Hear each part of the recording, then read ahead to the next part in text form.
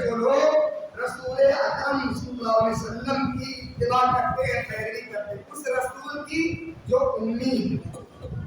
حاضرین محترم، اس آیت کریمہ سے اللہ تبارک تعالیٰ حضرت محمد صلی اللہ علیہ وسلم کے 3 باتوں کو بیان فرماتا ہے۔ ایک تو یہ کہ نبی اکرم صلی اللہ علیہ وسلم یہ اللہ کے رسول ہیں، یہ اللہ کے پیغمبر ہیں اور آخری پیغمبر ہیں۔ ان کی اتباع کرنے میں ہی، ان کی پیروی کرنے میں ہی نجات ہے، اور بغیر ان کی پیروی کے، بغیر ان کی اتباع کے انسانوں کی نجات ناممکن ہے اور نجات نہیں ہو سکتی ہے۔ نمبر 2، ان کی صفات نبی امی ہے، یعنی وہ ان پڑھ تھے، وہ پڑھے لکھے نہیں تھے، اور نبی اکرم صلی اللہ علیہ وسلم کی صفات کو، آپ کے خلیے مبارکہ کو، اور آپ کی باتوں کو، اور آپ کے کھانے پینے کو، آپ کے نشست و برخاست کو، آپ کے کردار کو، اور آپ کے جو ہے وہ پورے جسم و جثہ اور بناوٹ کو جو ہے وہ لکھا ہوا تھا پہلے کتاب کے توریت میں بھی اور انجیل میں بھی۔ چنانچہ ایک صحابی ہیں، وہ صحابی روایت کرتے ہیں کہ میں مدینہ میں آیا خرید و فروخت کے لیے، اور خرید و فروخت جب کیا، اپنے سامانوں کو بیچ دیا، اور اس کے بعد میں جو ہے بیچنے کے بعد جو ہے جب میں آیا تو نبی پاک صلی اللہ علیہ وسلم کو دیکھا کہ وہ اپنے ساتھی حضرت ابوبکر اور حضرت عمر رضی اللہ تعالیٰ عنہما کے ساتھ میں جا رہے ہیں۔ میں نے دیکھا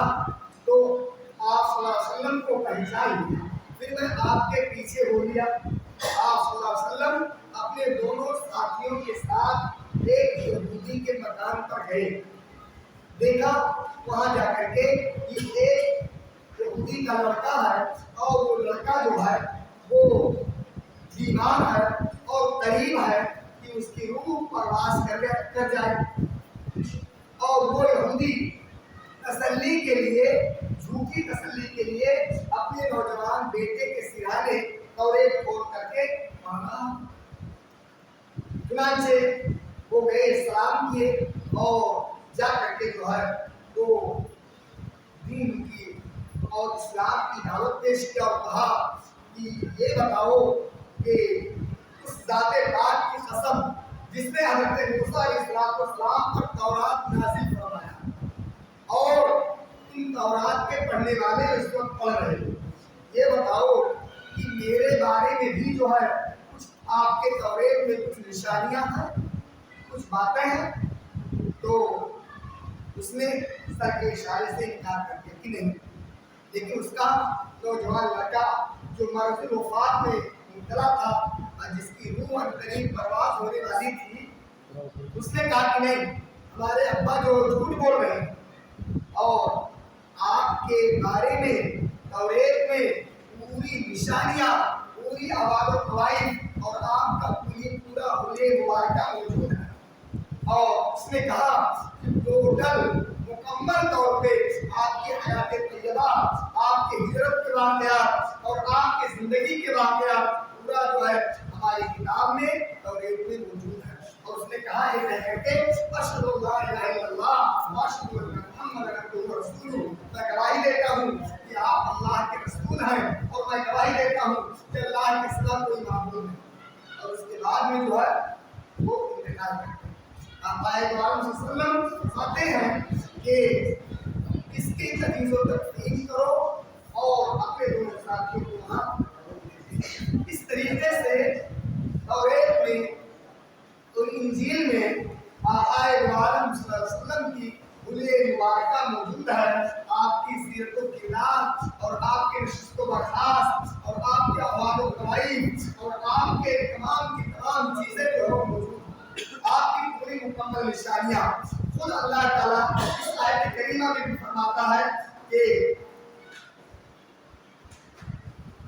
نبی امی صلی اللہ علیہ وسلم جو رسول محترم، رسول محتشم اور رسول مقدس ہے، ان کی علامتیں موجود ہے، لکھی ہوئی ہے توریت میں بھی اور انجیل میں بھی، اور وہ بھلائی کا حکم کرتے ہیں، بھلی باتوں کا حکم کرتے ہیں، ایک اللہ کے ماننے کا، اس پر ایمان لانے کا، اس کی عبادت کرنے کا، اللہ پر بھروسہ کرنے کا، اللہ پر تقویٰ قائم کرنے کا، اللہ سے ڈرنے کا، اور بری باتوں سے روکتے ہیں، حرام چیزوں سے روکتے ہیں، اور ہر برائی سے روکتے ہیں، ہر منکر سے روکتے ہیں۔ وَيُحِلُّ لَهُمُ الطَّيِّبَاتِ، اور حضرت محمد صلی اللہ علیہ وسلم پاکیزہ اور طیب چیز کو حلال فرماتے ہیں، یعنی جتنی چیزیں اللہ تبارک و تعالیٰ نے جن جانوروں کو، جن چیزوں کو حلال کیا تھا، حضرت محمد صلی اللہ علیہ وسلم حلال بتا کر کے جو ہے لوگوں میں پیغام عام کرتے ہیں۔ مثال کے طور پر بحیرہ، صائبہ، وسیلہ، عام، یہ اونٹوں میں، یہ گایوں میں، یہ جانوروں میں اہل عرب زمانے جاہلیت میں ایک جھوٹا اصول بنا لیے تھے، اور ان کا ایک کہنا تھا ان جانوروں کا خون، ان جانوروں کا دودھ، ان جانوروں کا گوشت نہ کھاؤ، اور ان جانوروں کی سواری نہ کرو۔ لیکن نبی پاک صلی اللہ علیہ وسلم جب اس دنیا میں تشریف لائے تو فرمایا بحیرہ، وسیلہ، عام، یہ ان کے بنائے ہوئے، کھڑے ہوئے، حرام کیے ہوئے جانور ہیں، اسلام میں اس کی کوئی حقیقت نہیں ہے۔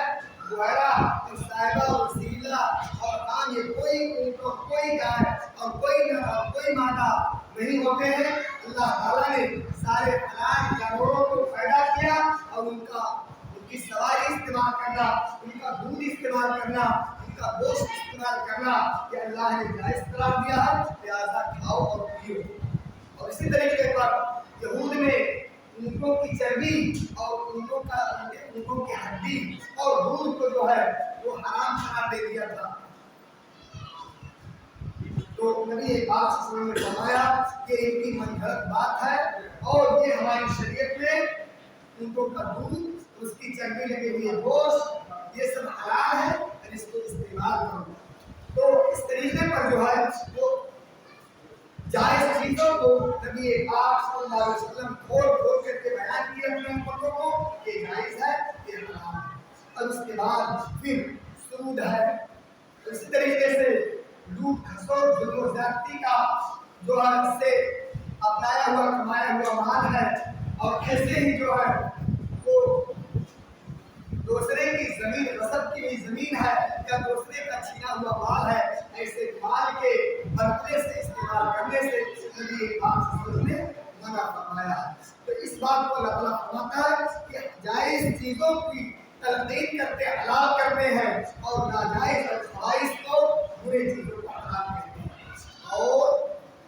لوگوں پر ظلم و زیادتی کی جاتی تھی، لوگوں کو غلام بنایا جاتا تھا، لوگوں سے جو ہے بے جا محنت وصول کی جاتی تھی، اور لوگ غلام تھے، غلامی سے آزاد نہیں ہو پاتے تھے۔ نبی پاک صلی اللہ علیہ وسلم جب دنیا میں تشریف لائے تو کہا نہ کسی گورے کو، نہ کسی کالے پہ، نہ کسی کالے کو کسی گورے پر فضیلت ہے، اور نہ کسی کو حبشی کو کسی چودھری پر، اور کسی قریشی کو فضیلت ہے، اور نہ کسی قریشی کو کسی حبشی پر کوئی فضیلت ہے۔ سب ایک ماں اور ایک باپ کے اولاد سے پیدا ہوئے ہیں، اور سب کی نسل ایک آدم حوا کی جو ہے نسل ہے، اس لیے کسی پر کوئی فضیلت نہیں ہے۔ اللہ کی نگاہ میں سب لوگ برابر ہیں، اور اللہ تعالیٰ کی نگاہ میں وہی انسان مکرم، معزز اور بہتر ہے جو متقی اور پرہیزگار۔ اس اعتبار سے اللہ تعالیٰ نے لوگوں کے گردنوں میں، غلاموں کے گردنوں میں جو قوم و سلاسل اور جو غلامی کا بوجھ پڑا تھا، نبی پاک صلی اللہ علیہ وسلم نے اس کو ختم فرمایا، اور اس کو جو ہے لوگوں کو آزاد بنایا۔ پھر اے لوگوں، اللہ فرماتا ہے نبی پاک صلی اللہ علیہ وسلم کو ایمان لاؤ، ان کا احترام کرو، ان کی مدد کرو، ان کی عزت کرو، اور اس نور یعنی قرآن مقدس کی اتباع کرو، اور جو نبی پاک صلی اللہ علیہ وسلم پر نازل کیا گیا، اور نزول کا زمانہ جو ہے 23 سال ہے، اور جو لوگ نبی پاک صلی اللہ علیہ وسلم پر ایمان لائیں گے، اللہ پر ایمان لائیں گے، کفر کو، شرک کو، بدعات کو، اور اسی طریقے پر جو دوسرے گناہ کو چھوڑ دیں گے، وہی لوگ کامیاب ہونا۔ تو میرے بھائیوں، کامیاب انسان وہ ہے جو نبی پاک صلی اللہ علیہ وسلم کی اتباع کرے، اللہ کے لائے ہوئے دین کی مکمل پابندی کرے، اور اللہ تبارک و تعالیٰ پر ایمان لائے، اللہ تعالیٰ سے دعا ہے کہ اللہ تعالیٰ ہمیں اور آپ کو پوری امت مسلمہ کو